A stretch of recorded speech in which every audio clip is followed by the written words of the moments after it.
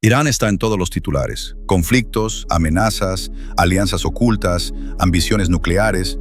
Pero lo que casi nadie sabe es que su historia ya fue escrita en la Biblia, desde su origen hasta su destino final. Sí, Irán aparece en la Biblia, desde el libro del Génesis hasta las profecías del fin de los tiempos. Pero no con su nombre moderno, sino con su nombre ancestral, Persia.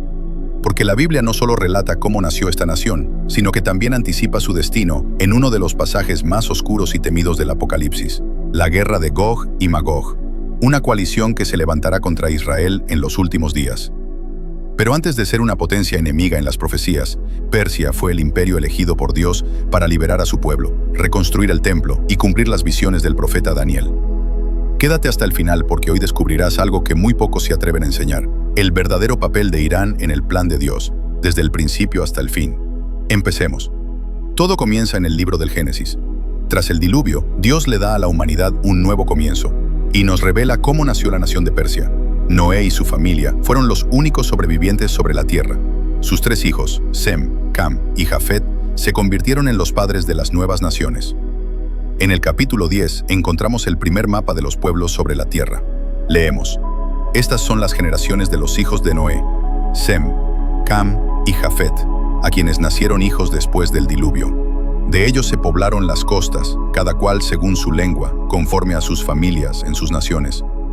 Este es el mapa genealógico de los hijos de Noé, y aquí se revelan los 2 patriarcas de los que nacería el imperio persa, Madai y Elam. Madai era hijo de Jafet, y de él descendieron los medos, un pueblo que habitó las montañas del norte, en la región que hoy conocemos como Irán. Desde allí, los descendientes de Madai comenzaron a expandirse, fundando aldeas, clanes y tribus. Eran independientes, resistentes, montañeses conocidos por su fortaleza y su estructura tribal. Madai es el antepasado directo del Irán antiguo, en su corazón norte. El segundo nombre es Elam, hijo de Sem. Sus descendientes, los elamitas, se establecieron al suroeste de Irán, en las fértiles tierras cercanas al Golfo Pérsico. Y es en Génesis 14 donde se narra la primera gran guerra internacional de la Biblia. 4 reyes del este, entre ellos Kedorlaomer, rey de los elamitas, se aliaron para invadir Canaán. Saquearon ciudades, esclavizaron pueblos y tomaron como prisionero a Lot, el sobrino de Abraham. Elam no era una tribu insignificante, era una potencia. Fue la primera nación que atacó al pueblo de la fe, pero Abraham no se quedó de brazos cruzados. Con solo 318 siervos entrenados, persiguió a los invasores de noche, los derrotó, rescató a Lot, liberó a los cautivos y humilló a los reyes del oriente. Fue una victoria imposible, sin lógica humana, que dejó un mensaje claro: ningún poder del este puede prevalecer contra quienes tienen el favor de Dios.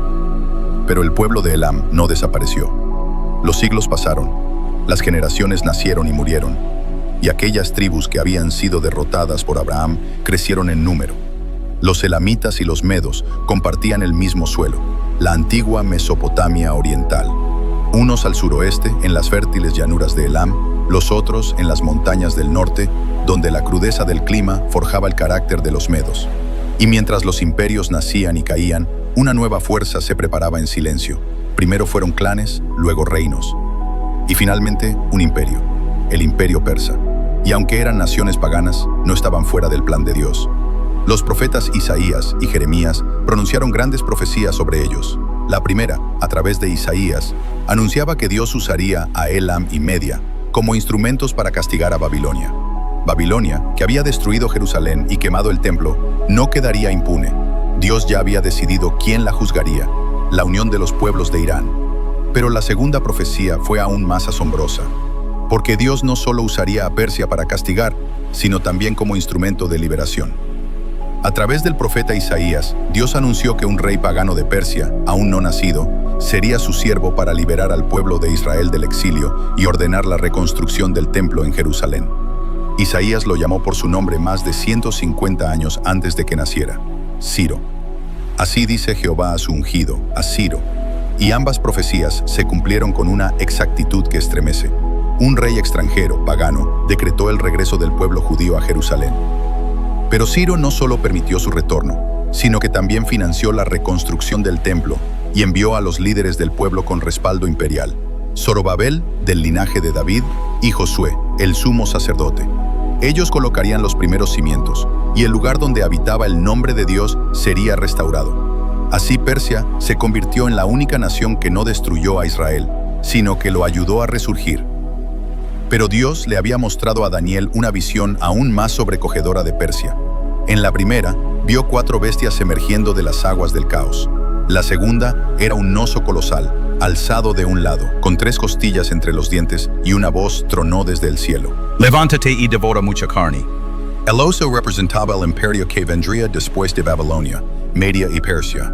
Estaba alzado de un lado porque Persia dominaría sobre Media, y las 3 costillas eran sus conquistas más temidas, Lidia, Babilonia y Egipto, devoradas una tras otra por su expansión imparable. Y esta visión se cumplió con precisión, escalofriante. Tras conquistar Lidia y Babilonia, Persia marchó sobre Egipto. Bajo el reinado de Cambises Suiro, hijo de Ciro, sus ejércitos cruzaron el desierto del Sinaí y derrotaron al faraón Samético Trari en la batalla de Pelusio. Egipto, el antiguo opresor de Israel, cayó ante Persia. La tercera costilla fue arrancada, pero las visiones no habían terminado. Años después, mientras estaba a orillas del río Ulai, Daniel recibió otra visión, más clara, más específica, más aterradora. Vio un carnero con 2 cuernos, uno era más alto que el otro, y ese más alto creció después. El carnero embestía hacia el oeste, el norte y el sur, y nadie podía detenerlo. Entonces se le dio la explicación. El carnero que viste con 2 cuernos representa a los reyes de Media y de Persia. Persia vuelve a aparecer como protagonista del plan divino. Esta vez, no como aliada, sino como imperio conquistador. El detalle del cuerno más alto es espeluznante, una alusión directa a la supremacía persa sobre los medos. 2 pueblos, un imperio, un solo trono dominante. La visión continuó. Del occidente apareció un macho cabrío, veloz como el viento, con un cuerno entre los ojos. En un instante embistió al carnero, lo derribó y lo pisoteó. Era Grecia, era Alejandro Magno. Daniel no sabía su nombre, pero supo que Persia, el imperio más vasto y glorioso que el mundo había conocido, caería con una velocidad sobrenatural, pero ese fin aún no había llegado. En sus días de esplendor, Persia era invencible. Desde la India hasta Etiopía, dominaba el mundo conocido. En los días del rey Asuero, Jerjes I, el trono del imperio más grande de la tierra se estableció en la majestuosa ciudad de Susa, en el corazón de Elam, lo que hoy conocemos como el suroeste de Irán. Y fue en Susa donde ocurrió uno de los milagros más inesperados de la historia bíblica, porque el gran imperio fue conquistado por una mujer. El rey Asuero celebró un banquete que duró 6 meses seguido de una fiesta de 7 días para todo el pueblo de Susa. En un momento de orgullo, pidió que trajeran a su esposa, la reina Basti, para exhibir su belleza, pero ella se negó. Humillado, el rey la desterró, y sus consejeros propusieron una solución radical: buscar entre las jóvenes vírgenes del imperio a una nueva reina. Una de ellas era Hadassah, huérfana judía criada por su primo Mardoqueo. En palacio recibió un nuevo nombre, Esther. Sin revelar su identidad, fue elegida reina. Pero en las sombras, un enemigo ancestral se levantaba, Amán, descendiente de Amalek. Elevado al rango más alto después del rey, exigía que todos se inclinaran ante él. Mardoqueo se negó, y lo que pudo haber sido una venganza personal se convirtió en un plan genocida: exterminar a todo el pueblo judío. Amán convenció al rey con mentiras y selló con su anillo un decreto de muerte. En menos de un año, todo judío debía morir. Desesperado, Mardoqueo envió un mensaje urgente a Esther. Solo ella podía interceder, pero entrar al rey sin ser llamada significaba arriesgar la vida. Finalmente tomó valor y se presentó. El rey extendió su cetro, y la gracia de Dios la acompañó. Esther no se apresuró. Invitó al rey y a Amán a 2 banquetes. En el segundo, soltó la verdad como espada afilada. Se ha decretado nuestro exterminio, yo y mi pueblo. El rey se irguió. ¿Quién ha hecho esto? Y ella respondió: este enemigo perverso, Amán. La furia del rey estalló. Amán fue colgado en la misma horca que había preparado para Mardoqueo, pero el edicto seguía vigente. Entonces Esther y Mardoqueo propusieron algo audaz: un nuevo decreto. Y así, en todas las provincias, los judíos recibieron el derecho a defenderse. El día destinado a su destrucción se convirtió en su victoria. Persia, sin saberlo, se transformó en refugio, trono y escudo para el pueblo de Dios. Tras el milagro de Esther, Persia desaparece gradualmente de la escena bíblica. Los imperios cambiaron. Roma tomó el poder. Pero el silencio de Persia no fue su ausencia, porque siglos después, cuando el mundo esperaba en silencio la llegada del Mesías, Persia volvió a aparecer. En el Evangelio de Mateo, leemos un pasaje 1000 veces repetido, pero pocas veces comprendido en su profundidad. Unos magos vinieron del oriente. ¿Quiénes eran? ¿Por qué viajaron tantos kilómetros solo por una estrella? La palabra griega, magoi, se refiere a sabios astrónomos y sacerdotes del oriente, muy posiblemente de las tierras del antiguo imperio medo-perso, lo que hoy es Irán. Eran estudiosos de los astros y de las profecías antiguas. Y entre los pergaminos que estudiaban, posiblemente estaban los escritos de Daniel, quien había servido en la corte de Babilonia y Persia. Él profetizó con precisión la llegada del Mesías. Cuando vieron la estrella, lo comprendieron. El Hijo prometido había nacido. Dejaron todo, cruzaron desiertos y llegaron a Belén. Trajeron 3 regalos, cada uno con un mensaje profético. Oro por su realeza, incienso por su divinidad, mirra anticipando su sacrificio. Proclamaron, sin saberlo, el mayor misterio del universo. Ese niño sería rey, Dios y Cordero. Mientras los sabios de Jerusalén guardaban silencio y Herodes planeaba su muerte, los sabios de Persia fueron los únicos que reconocieron al Mesías. No fue casualidad, fue un acto profético. Persia, la nación que siglos antes liberó a Israel y reconstruyó su templo, ahora reconocía a su Salvador. Pero la historia de Irán en la Biblia no termina en Belén, porque en los postreros días, según Ezequiel 38, Persia volverá a aparecer, esta vez como enemiga. Persia, Cus y Fut estarán con ellos. Una coalición de naciones se levantará contra Israel, Gog de Magog, asociado por muchos con una potencia del norte, quizás Rusia. Cus, posiblemente Sudán. Fut, quizás Libia. Gomer y Togarma, cerca de Turquía y el Cáucaso. Subirán como tormenta, pero no vencerán. Dios intervendrá.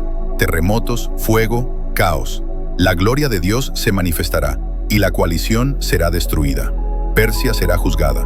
Pero aquí ocurre lo inesperado. Jeremías había profetizado siglos antes.